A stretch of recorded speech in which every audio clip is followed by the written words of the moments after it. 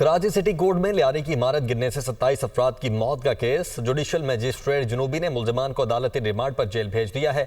अदालत ने आइंदा समाअत पर तफ्तीशी अफसर से चालान तलब कर लिया है। तो कराची सिटी कोर्ट में लियारी की इमारत गिरने से 27 अफराद की मौत के केस में जुडिशल मजिस्ट्रेट जुनूबी ने मुल्जिमान को अदालती रिमांड पर जेल भेज दिया है।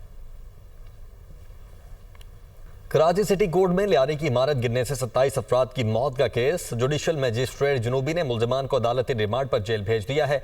अदालत ने आइंदा समाअत पर तफ्तीशी अफसर से चालान तलब कर लिया है। तो कराची सिटी कोर्ट में लियारी की इमारत गिरने से 27 अफराद की मौत के केस में जुडिशल मजिस्ट्रेट जुनूबी ने मुल्जिमान को अदालती रिमांड पर जेल भेज दिया है।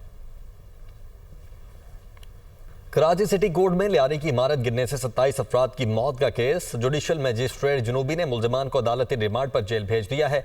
अदालत ने आइंदा समाअत पर तफ्तीशी अफसर से चालान तलब कर लिया है। तो कराची सिटी कोर्ट में लियारी की इमारत गिरने से 27 अफराद की मौत के केस में जुडिशल मजिस्ट्रेट जुनूबी ने मुल्जिमान को अदालती रिमांड पर जेल भेज दिया है।